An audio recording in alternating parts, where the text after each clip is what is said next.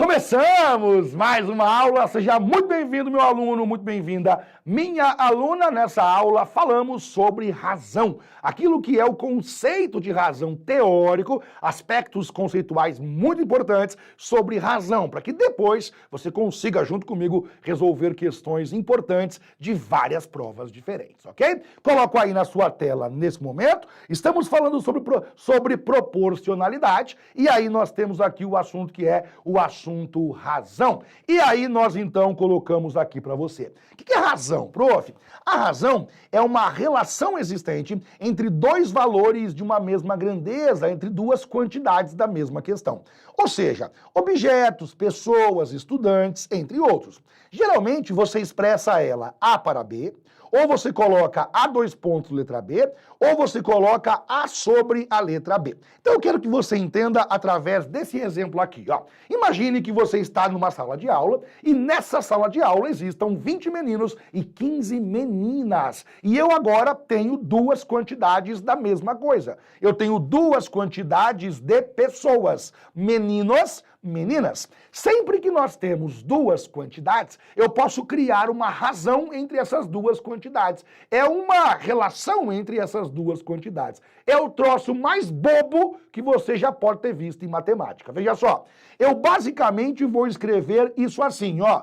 20 meninos, colocarei, aliás, aqui de três maneiras diferentes. Primeira maneira, você pode colocar 20 meninos para 15 meninas. O que significa isso? Que eu tenho 20 meninos e, ao mesmo tempo, temos 15 meninas. Nesse caso, nós estamos escrevendo aquilo, o que eu vou escrever agora. Nós estamos escrevendo a razão, e é muito importante que você atente para esses detalhes, entre quem eu coloquei na parte de cima. Na parte de cima, eu coloquei o número de meninos. Portanto, a razão entre meninos, obrigatoriamente, o que vai em cima, eu tenho que escrever primeiro. E, agora sim, aquilo que ficou embaixo, eu coloco meninas.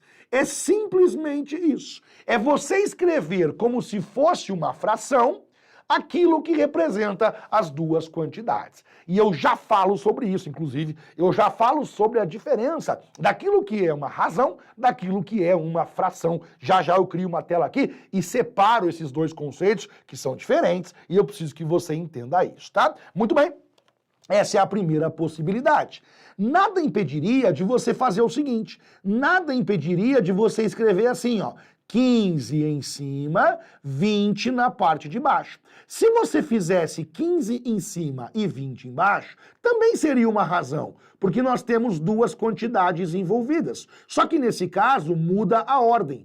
O 15 corresponde com as meninas, então seria razão entre meninas, uma vez que em cima você colocou meninas, e meninos, já que na parte de baixo você colocou o número de meninos, tá bem? Então basicamente é isso que significa uma razão. Perceba que os dois números, a parte de cima e também a parte de baixo, são quantidades que compõem o todo. O todo não aparece na razão. O todo não é 20 e o todo não é 15. O todo é 35. Porque pense bem, se eu tenho 20 meninos e eu tenho 15 meninas, qual é o total de pessoas? 35. 20 mais 15, 35. Na razão, o total não aparece diretamente. Na razão, o total não está escrito. Ele está ali, soma o de cima com o de baixo que aparece o total. Mas ele não está escrito na razão. Daqui a pouco você perceberá. Essa é uma das diferenças entre razão e fração que eu pontuarei para você. Outras maneiras de você escrever isso aqui seria assim. No lugar de você escrever 20 sobre 15, você poderia escrever, ó, 20 sobre 15. Você poderia escrever 20, 2 pontos, número 15. É a mesma coisa. Ou você poderia dizer assim, ó, 20 está para 15. É a mesma coisa que está escrito lá no começo. São apenas formas diferentes de você representar a mesma razão. razão 20 sobre 15, razão 20 sobre 15, razão 20 está para 15.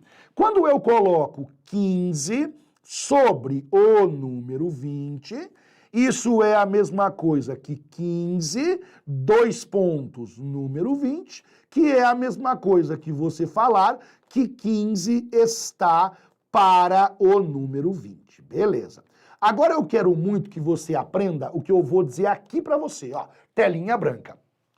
Eu quero que você entenda a diferença, isso aqui é muito sério, cara, isso aqui é muito sério mesmo, para que você tenha clareza naquilo que você está falando, diferença entre uma fração e uma razão. As duas escrevem de maneira igual, só que são absolutamente diferentes. Diferença entre fração e razão. Então veja só, aqui eu colocarei para você assim, ó, fração. E do lado eu colocarei para você razão. Aqui eu tenho fração e aqui do outro lado eu vou colocar razão. Tá. As duas escrevem igual. Agora olha que interessante as diferenças. Na razão aparece assim para nós: A sobre a letra B. O A é o numerador, o B é o denominador. Mas isso não é a parte mais importante. A parte mais importante é a seguinte: o número que está em cima, ele é uma parte, ele é um pedaço do todo. Beleza. O número que está embaixo, ele não é uma parte. O número que está embaixo, ele é o todo, ele é o próprio todo. Então você veja só esse exemplo que eu vou usar aqui. Quando eu falo 2 terços, 2 terços é uma linguagem de fração. O que significa isso? Que existe um todo, esse todo é de 3 partes. Como se fosse isso aqui, ó, vou desenhar para você. Suponha um chocolate e esse chocolate possui 3 pedaços. O número de baixo sempre representa o todo, beleza. O número de cima, ele representa a parte usada. Ele representa qual parte desse todo foi utilizada. Esse 2 significa dizer que dos 3 pedaços, 2 foram consumidos, por exemplo. 2 foram comidos, ok? Então é assim que você fala de fração. Uma outra diferença importante é a leitura. Como que eu leio 2/3 no caso de fração? 2 terços. A leitura correta nesse caso, e eu colocarei aqui, ó, 2 terços. É 2 de 3, portanto, 2 terços. Quando eu vou lá na parte de razão e eu escrevo a mesma coisa, ó, letra A sobre letra B. A primeira diferença gritante, ela vem agora. Porque na razão, eu não tenho parte em cima e parte embaixo. Eu tenho parte em cima e eu também tenho uma parte na parte de baixo. O B não é o total. O B, ele é uma parte também. E como que eu vou chegar no todo, Johnny? Moleza. Para que você chegue no todo, você soma essas duas partes. Para que você chegue no todo, você pega o número de cima e soma com o número de baixo. Pronto. Vejamos um exemplo. Se eu coloco 2 para o número 3, observe que a leitura mudou. Eu não leio mais 2 terços, eu leio 2 para 3. Por que 2 para 3? Porque eu não tenho um total de 3. Eu tenho uma parte que vale 2 e eu tenho uma outra parte que vale 5. O que obviamente dá um total, que é um total de, aliás, uma outra parte que vale 3. O que obviamente nos dá um total, que é um total de 5. Tanto que o desenho muda. O desenho agora não é mais 3 partes. O desenho agora são 1, 2, 3, 4, 5 partes. E aí, como que eu represento agora? Vejamos. Esse 2 é porque 2 partes possuem uma certa característica. E esse 3 que está embaixo é porque as outras 3 partes possuem outra característica. Por exemplo, 2 homens, 3 mulheres. 2 são homens, 3 são mulheres. Então veja que nós temos diferenças gritantes e a linguagem também muda. Eu não posso ler 2/3. Aqui eu tenho que dizer 2 está para 3 ou 2 para 3. 2 está para 3. Se você ler 2/3, está errado. Se você vier na fração e ler 2 para 3, está errado. São 2 conceitos que escrevem-se do mesmo jeito, mas têm interpretações completamente diferentes em relação àquilo que você vai interpretar. Essa tela, infelizmente, ela não vai permanecer, porque eu criei uma telinha branca ali. Então eu vou pedir carinhosamente que você tire um print dela, para que você armazene essa tela, porque você vai ter que montar um resuminho sobre isso lá no seu caderno, é importante que você faça. E aí então tira um print para nós dessa tela que está aí, ó, para que você possa entender a diferença clara entre o que é fração e aquilo que é uma razão. Fechou? Tirou o print? Beleza? Aí agora eu avanço para você e eu volto então para isso aqui, ó. Pronto. Simplificação de razões.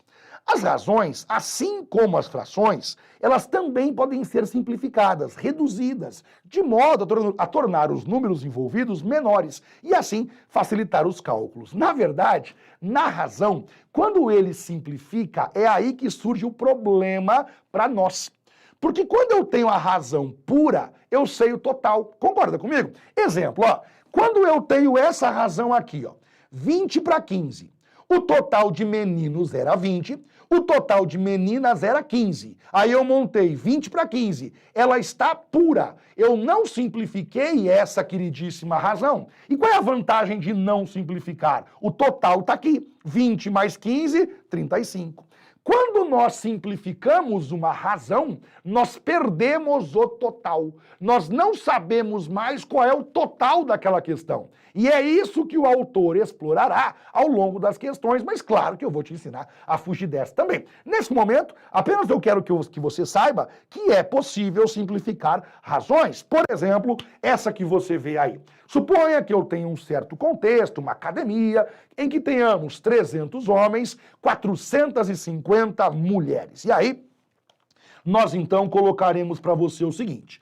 Eu vou escrever aqui, ó, e é importante que eu diga isso, eu vou escrever para você a razão entre homens e mulheres. Vamos aqui escrever a razão entre homens e mulheres. Razão entre homens e mulheres, beleza? E agora nós vamos então colocar. Se eu falei primeiro homem, o 300 vai na parte de cima. Se eu falei por segundo mulheres, os 450 vai na parte de baixo. Essa razão aqui, ó, ela é uma razão pura. Por que que ela é uma razão pura? Eu não simplifiquei. Eu não mudei os valores. E a vantagem da razão pura é que o total está ali. O total é 750. 300 mais 450, obviamente.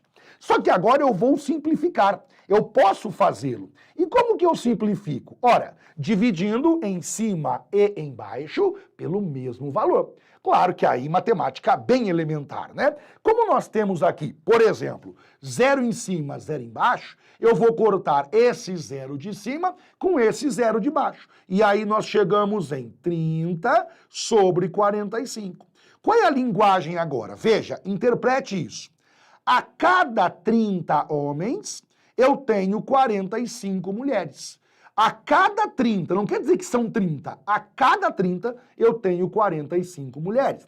Aí eu posso continuar simplificando, porque eu percebi que tanto o 30 como também o 45, eu posso dividir por 3.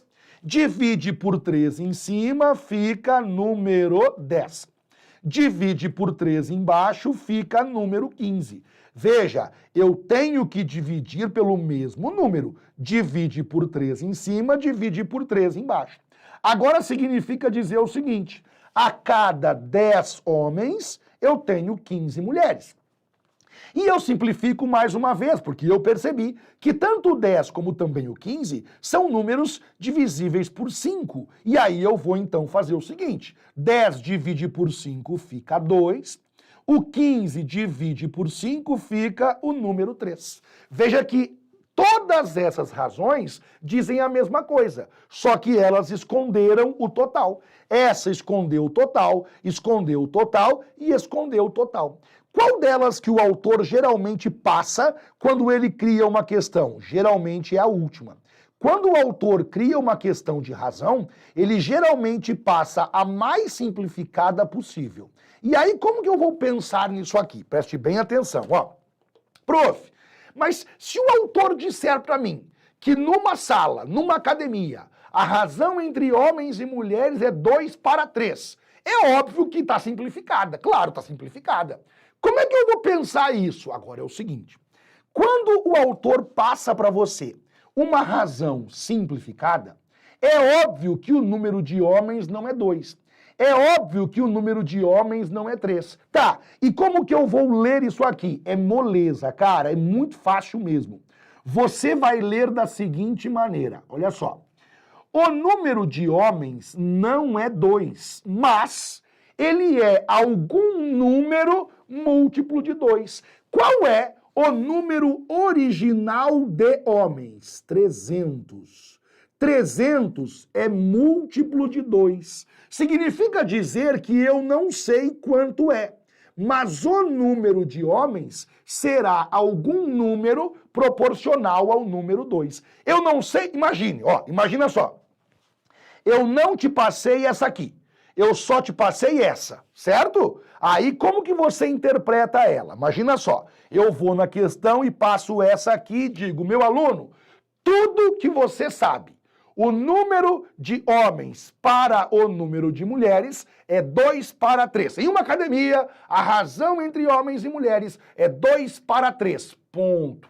Eu só te dou essa informação. Aí você pergunta assim, escuta, ela foi simplificada, não foi? Foi, claro, né? Foi simplificada. Beleza. O que podemos concluir sobre isso? Bem, eu não consigo saber o número original. Quando eu tenho uma razão que foi simplificada, eu não consigo voltar, porque é impossível saber qual foi o processo. Por exemplo, quer ver? Nesse caso aqui, qual foi o processo? Me acompanhe passo a passo. 450.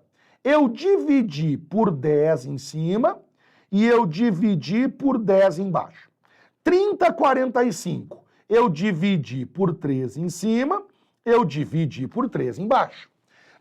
15. Eu dividi por 5 em cima, eu dividi por 5 embaixo. Quando você chega aqui, é impossível fazer o caminho de volta, porque eu não tenho como adivinhar quais foram as simplificações que você fez. Mas eu consigo ter uma conclusão que é a seguinte, ó, tendo somente essa informação, com certeza o número de homens é algum número proporcional a 2. E como que eu escrevo isso? 2K. Com certeza absoluta, o número de mulheres é proporcional a 3. Como que escreve isso? 3 vezes a letra K. Esse conceito é o que resolve a grande maioria das questões. Quando o autor passa uma razão simplificada, nós não temos, a priori, como saber o total, a menos que ele diga. Nós não temos como saber o total. Mas eu tenho como ter ideia de qual vai ser a resposta. Quer um exemplo disso? Suponha que eu passe para você essa razão aqui, ó. Eu passe razão, colocarei aqui uma razão para você. Razão entre cães e gatos. Razão entre cães e gatos. E aí eu passo para você 5/7. Aí eu pergunto assim, meu aluno, qual é o número de cães, qual é o número de gatos? Aí você, bem espertão, pergunta assim, Johnny, essa razão que você passou, ela tá pura ou tá simplificada? Porque se ela estiver pura, o total é só somar, fazer a soma. 5 mais 7 são 12. Beleza? Se ela tiver simplificada, eu não tenho como saber qual vai ser o número de cães nem o número de gatos. Porque quando eu tenho uma razão simplificada, quando você passa para mim uma razão reduzida, eu não tenho como saber o total e eu não tenho como saber as partes. É impossível. Aí eu digo, ela é reduzida, ela é simplificada. Beleza. Então eu realmente não tenho como saber número de cães, não tenho como saber número de gato, tudo certo. Porém, eu tenho como ter ideia do resultado. Com certeza absoluta, o número de cães que eu tenho é proporcional ao número 5. Eu não sei quanto é, mas é algum número proporcional ao número 5. O número de gatos eu não sei quanto é, mas com certeza absoluta é um número proporcional ao número 7. Se você compreender esse detalhe, eu garanto que a maioria esmagadora, não todas, mas a maioria esmagadora das questões, você resolverá com extrema facilidade. E eu quero que você perceba isso através de um exemplo. Quer ver? Vamos imaginar esse modelo de questão de prova. Em uma concessionária de veículos, a razão entre número de carros vermelhos e número de carros prateados vendidos durante uma semana foi de... Aqui não apareceu um errinho bobo, mas eu sei quanto é, tá? É 3 para 11.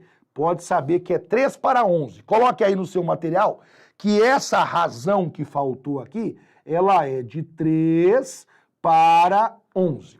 Beleza, então leio de novo.